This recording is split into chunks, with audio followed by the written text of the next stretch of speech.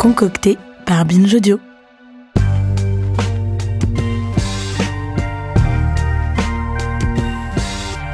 Salut, c'est Thomas Rozek. C'était il y a un peu plus d'un an. L'équipe alors aux commandes du gouvernement semblait prendre au sérieux enfin la question des violences sexistes et sexuelles.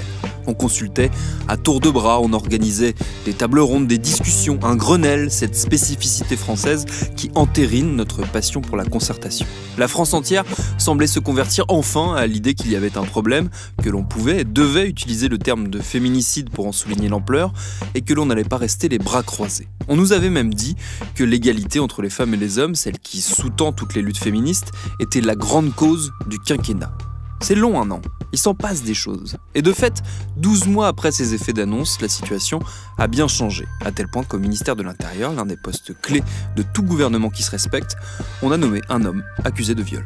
Ça signifie quoi pour celles et ceux qui luttent? Ça donne quoi comme signal vis-à-vis des ambitions affichées pour l'égalité? On a eu envie de creuser un peu toutes ces questions. C'est Marion Lefebvre qui s'en est chargée. Elle en a ramené une enquête en 2 parties réalisée par Mathieu Thévenot qu'on a baptisée « La grande cause du quinquennat » et dont voici le premier épisode. Bienvenue dans Programme B.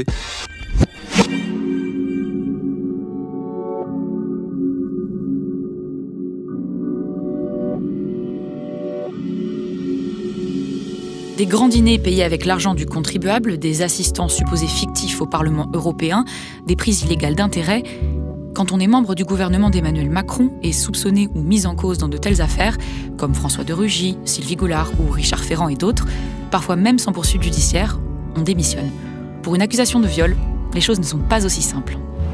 Sur proposition du Premier ministre, le président de la République a nommé M. Gérald Darmanin, ministre de l'Intérieur.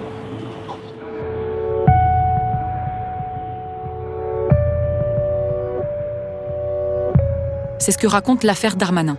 Le nouveau ministre de l'Intérieur, nommé début juillet 2020, a été accusé respectivement d'abus de faiblesse et de viol par 2 femmes qui soutiennent que l'homme a obtenu des relations sexuelles de leur part en échange de faveurs, un logement social pour l'une, et pour l'autre, l'espoir de voir une ancienne condamnation, qu'elle estime infondée, effacée de son casier judiciaire. Début septembre 2020, la première plainte a été classée sans suite. Reste la seconde, dont l'existence a été révélée au grand public début 2018 par la presse. L'affaire est classée, une première fois sans suite en juillet 2017, la plaignante ne s'étant pas présentée à la justice. Nouvelle plainte, puis nouveau classement sans suite. La justice estime ne pas avoir pu établir que les faits relevaient d'une qualification de viol. Août 2018, après un nouveau dépôt de plainte et l'ouverture d'une enquête, c'est cette fois un non-lieu qui est rendu. Le juge d'instruction estime que l'absence de consentement de la plaignante ne caractérise pas un viol. La victime et son avocate, Élodie Tuaillon-Hibon, continuent de se battre et finalement, en juin dernier, une information judiciaire est rouverte. 1 mois plus tard, Gérald Darmanin est promu ministre de l'Intérieur, chef donc de la police nationale. Accusé d'un crime, Gérald Darmanin est désormais, et encore à ce jour, à la tête d'un ministère régalien, qui plus est, dont les fonctionnaires peuvent être amenés à enquêter sur lui.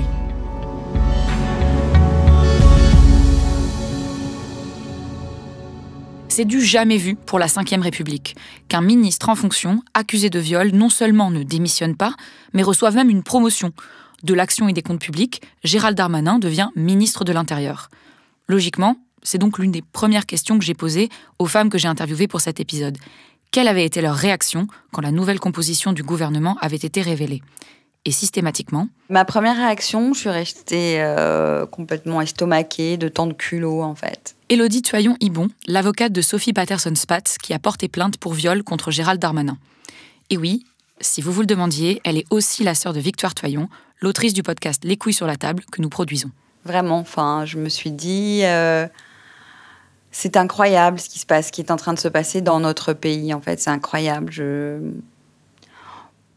Pour moi, c'est aussi dingue que, je ne sais pas, si on avait réélu un président qui était poursuivi pénalement pour des affaires de détournement de fonds, d'abus de biens sociaux ou de rétrocommission illégale ou ce genre de choses, quoi. C'est complètement... Oui, j'avais pas d'autres mots. Je regardais le fil des news sur mon ordinateur et je me disais, mais c'est pas possible, c'est pas possible, c'est pas possible. C'était complètement presque désespérant. C'est assez douloureux, en fait. Caroline de Haas, militante féministe et fondatrice du collectif Nous Toutes. Parce que vous avez l'impression que, moi, avec cette nomination, je me rappelle très bien, j'étais là devant la télé. J'ai eu genre le souffle coupé, j'étais là... Genre, et j'ai dit non mais c'est pas vrai, non mais c'est pas vrai, non mais c'est pas vrai, non mais ils ont pas fait ça, non mais ils ont pas fait ça. Et vraiment un truc de voir les portes se fermer. J'ai vraiment eu l'impression de tac, tac, tac, tac, tac, tac, tac, comme si j'étais dans une immense salle avec plein de portes ouvertes pour faire changer la société. Et là, de voir toutes les portes se fermer d'un coup, me claquer à la porte, me claquer au nez, quoi. En mode, ok, donc en fait, c'est mort, quoi. Ils vont rien faire. J'ai été surprise et sur le coup, je me suis dit que j'avais peut-être mal compris. Anne-Cécile Melfer, fondatrice et présidente de la Fondation des femmes. Parce que c'est vrai qu'on est sur un poste qui est extrêmement important sur le sujet des violences faites aux femmes. La police, c'est eux qui sont censés recueillir en premier la parole des victimes qui justement portent plainte pour viol. Donc c'est vrai que c'était assez incompréhensible en fait. C'était l'idée de se dire mais c'est pas possible en fait. Loin de provoquer une levée de bouclier, très vite, la nomination d'un homme potentiellement coupable d'avoir violé une femme en abusant de sa position de pouvoir a été défendue par l'exécutif et au-delà, par une bonne partie de la classe politique. Je suis aussi de là où je me place, le garant de cette présomption d'innocence. Gérald Darmanin doit bénéficier de la présomption d'innocence. Aujourd'hui, il y a la présomption d'innocence qui s'applique à lui comme à tout citoyen. On respecte et surtout on sacralise la présomption d'innocence dans notre pays. Gérald Darmanin, aujourd'hui, il bénéficie de la présomption d'innocence comme tous les Français. La présomption d'innocence pour tout le monde, c'est-à-dire que Gérald Darmanin est présumé innocent à ce stade, mais la femme qui est accusée de dénonciation calomnieuse est présumée innocente aussi. Moi j'appelle vraiment à la sérénité et à laisser la justice travailler la justice, je l'ai toujours dit, pour tout le monde, qu'on soit anonyme, ministre, chanteur, député, elle se rend devant les tribunaux. Ils n'ont rien d'autre à dire. Élodie Tuaillon-Ibon. C'est absolument évident. Je n'ai jamais constaté... Enfin, la présomption d'innocence, c'est un principe probatoire et qui est extrêmement malmené dans notre pays, à la fois parce qu'il est souvent ignoré pour le quidam devant les juridictions, également parce que il est toujours... employé de manière inappropriée ou pas à propos ou déformée très souvent dans les médias, qui pourtant sont concernés au premier chef par ce principe et qui devraient quand même savoir un petit peu plus strictement ce que ça signifie. Et c'est d'autant plus parce qu'ils n'ont rien à dire qu'effectivement, quand vous creusez, ils n'ont rien à dire. Alors qu'en revanche, ma cliente, elle aurait des choses à dire sur la violation de sa présomption d'innocence à elle, puisque je rappelle que Monsieur le ministre a trouvé tout à fait opportun et intelligent donc de porter plainte en dénonciation calomnieuse contre ma cliente, ce qui fait qu'elle est aujourd'hui non seulement victime partie civile, mais également mise en cause du point de vue de la défense. Et donc, elle a des choses à dire, puisque l'homme qui aujourd'hui l'accuse de dénonciation calomnieuse est ce ministre de l'Intérieur, et qui passe son temps à répéter avec l'aide de certaines personnes, qu'elle ment, qu'elle raconte n'importe quoi. Elle a traîné dans la boue, en fait. Je ne rappellerai pas ici les propos qui avaient été tenus par les avocats du ministre, mes excellents confrères du barreau de Paris. C'était quand même de l'ordre vraiment de l'ordurier, quoi. Moi, je dirais du fond de caniveau, c'est-à-dire sous-entendre de manière pas du tout voilée que, de toute façon, c'est une professionnelle, n'est-ce pas, comme on disait dans les milieux chics dans les années 90, ce qui signifie donc pour les jeunes que c'est une prostituée. Donc c'est une professionnelle et elle aurait donc fait son travail de professionnelle en quelque sorte. Enfin, on n'a pas très bien compris où tout ça allait, mais la boue dont elle a été couverte, elle était bien réelle, quoi. J'ai aussi demandé à l'avocate comment sa cliente vivait le fait de voir son agresseur présumé promu à ce poste régalien plusieurs années après le début de l'affaire sur le plan judiciaire. Ce que je peux vous dire, et avec son accord implicite, c'est que tout ça, elle le vit très mal. C'est une souffrance constante, c'est une douleur, c'est un crachat sans fin chaque jour.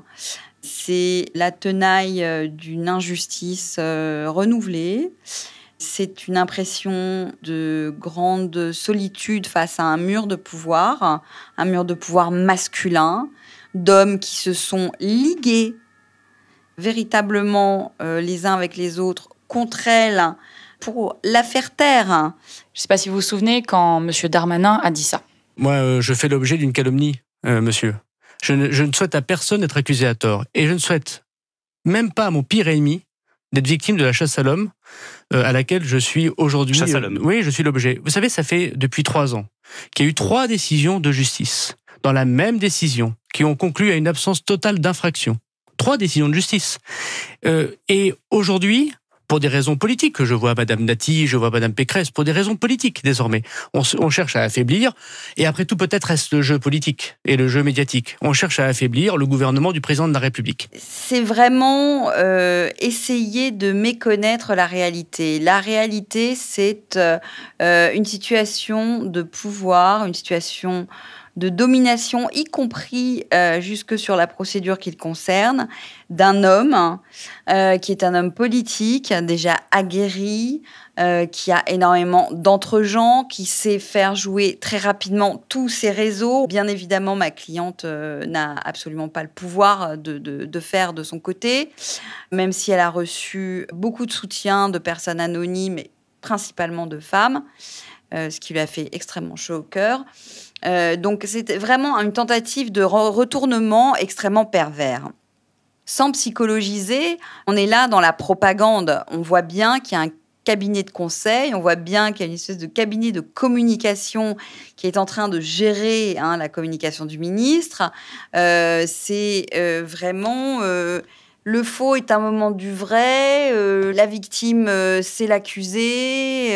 C'est complètement incroyable, mais ça ne doit pas faire perdre de vue que la personne de pouvoir, celle qui a le pouvoir aujourd'hui de se maintenir en poste alors qu'elle est victime d'accusations, alors qu'elle est, non pas victime, pardon, mais alors qu'elle est l'objet, vous voyez, ça marche, sa propagande, puisque même moi, ça finit par me rentrer dans l'oreille. Donc il est l'objet d'accusations dont il se sort très bien. Il s'en sort très bien. On connaît aujourd'hui le timing médiatique qui fonctionne à coup de buzz et de news. Je veux dire, on sait que c'est plus ou moins un mauvais moment à passer. Il faut serrer les dents et puis on agite un peu ses réseaux et puis ça passe. Au-delà de ce retournement victimaire qui consiste à dire « la victime, c'est moi » quand on est en réalité l'objet des accusations initiales, ce qui choque, c'est la manière dont le problème a été écarté par le président de la République lui-même. C'est un responsable politique qui est intelligent, engagé, qui a été aussi blessé par ces attaques. Donc il y a aussi une relation de confiance, d'homme à homme, si je puis dire. Le président de la République, un ministre nommé sur la réalité de ces faits et leur suite. La conversation d'homme à homme, c'est saisissant de virilisme, en fait. Caroline de Haas. Ouais, de décalage avec, y compris toutes les aspirations aujourd'hui de la jeunesse, ouais, de plus être assigné à un genre, assigné à des stéréotypes masculins ou féminins qui, franchement, nous rapetissent, quoi.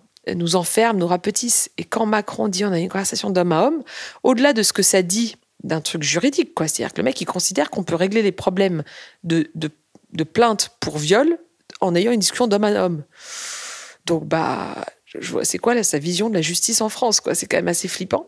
Ça dit quelque chose de la façon dont il pense la politique comme une discussion entre bonhommes, une discussion virile, quoi, entre bonhommes.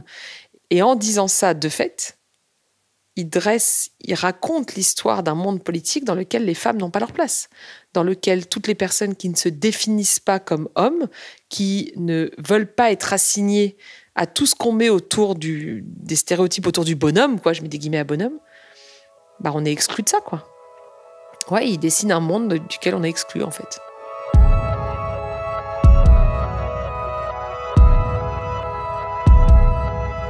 Lutter contre cette exclusion, c'est aussi prendre de la place. Dans les médias, comme les femmes auxquelles j'ai parlé le font ici, et puis dans la rue, sur les murs de dizaines de villes françaises, comme le font les colleuses et les colleurs contre les féminicides depuis plus d'1 an maintenant. À grand renfort de colle et de peinture noire, elles et ils ont placardé partout des slogans et des témoignages des personnes victimes de violences sexuelles et de genre pour que tous les passants et passantes n'aient d'autre choix que de les lire. Après un premier reportage au tout début de ces mobilisations, j'ai repris mon micro un soir pour suivre un groupe de colleuses et comprendre l'effet qu'avait la nomination d'un homme accusé de viol à la tête du ministère de l'Intérieur sur leur engagement. Axel, c'est un nom d'emprunt, collait ce soir-là pour la première fois. Déjà que pour pouvoir porter plainte, pour pouvoir entamer les démarches pour s'en sortir, c'est extrêmement difficile parce que c'est un travail personnel à faire, c'est une démarche personnelle et déjà ça c'est difficile. Alors quand on se retrouve avec des gens qui nous représentent et ces personnes-là représentent en fait quelque part tout ce que ces femmes-là ont vécu comme traumatisme et qu'elles retrouvent ces personnes-là dans les ministères, qu'elles trouvent ces personnes-là qui font les lois, qui font appliquer les lois, non, elles n'ont pas envie de porter plainte et non, elles ont peur. Elles ont peur et elles se disent que jamais on va les écouter. Et je pense qu'elles ont raison. Que malheureusement, dans un gouvernement tel qu'on l'a là, dans la situation actuelle, je pense que malheureusement, et c'est triste à dire, elles ont raison. Ouais, les choses ne sont pas ce qu'elles devraient être, les plaintes ne sont pas prises en compte comme elles devraient, il n'y a pas assez de mesures qui sont faites. Et ça passe pas que par là, ça passe aussi par l'éducation, pour tout le monde, l'éducation de la société, les gens, l'état d'esprit. Et quand on voit qu'une personne comme Darmanin est accusée d'avoir commis des agressions, des viols, d'avoir commis ça, qu'est-ce que pensent même les personnes qui n'ont pas vécu ça? Les personnes qui n'ont pas vécu de violences sexuelles, qui n'ont pas vécu d'agressions sexuelles, elles se disent ça va, c'est pas si grave. Si même lui, il est accusé de ça, alors ça va. Alors ça va si je mets une main aux fesses, ça va si je mets une main au sein. C'est pas si dramatique, il l'a fait. Et aujourd'hui, voilà le poste qu'il a. Ouais, c'est du foutage de gueule, clairement. Et ça veut dire aux victimes, vous savez quoi? C'est pas grave ce que vous avez vécu. Ce que vous avez vécu, c'est pas important. Puisque regardez, voilà le poste que j'ai moi, alors que j'ai fait pareil à des femmes. Et là, il peut y avoir un enfermement et un silence de la part de... Et ça, il faut surtout pas.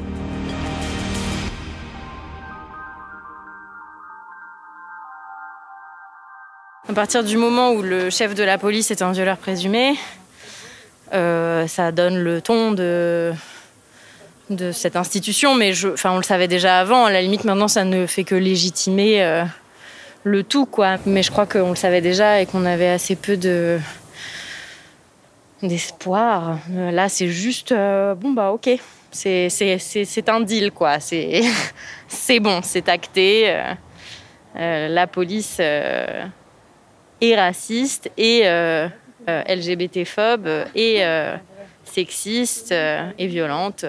Voilà, et Darmanin en est vraiment l'illustration la plus parlante. Enfin, voilà, ils ont trouvé un chef à leur image. Fanny, elle, contrairement à Axel, ça fait 1 an qu'elle colle.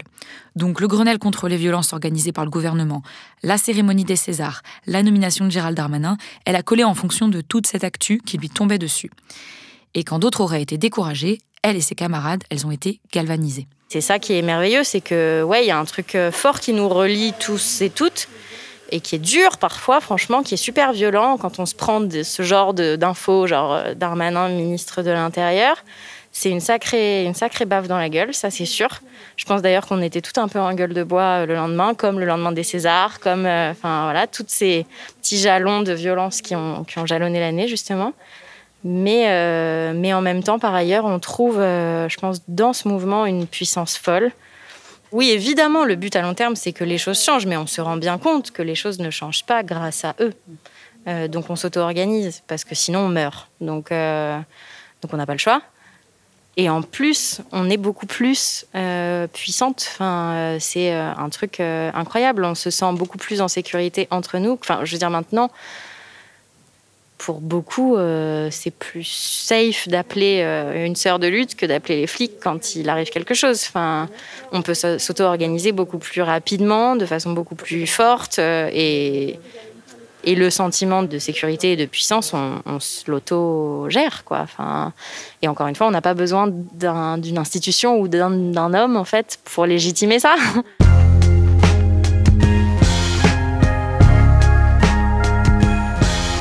S'auto-organiser, se passer du gouvernement, choisir l'horizontalité et l'action directe plutôt que de s'adresser à des institutions qui, au mieux, font la sourde oreille et au pire, qui démontrent activement que les violences sexuelles ne sont pas une priorité. C'est pour les militants et les militantes une des manières de se mobiliser. Il en existe d'autres et c'est ce qu'on va voir demain dans notre prochain épisode.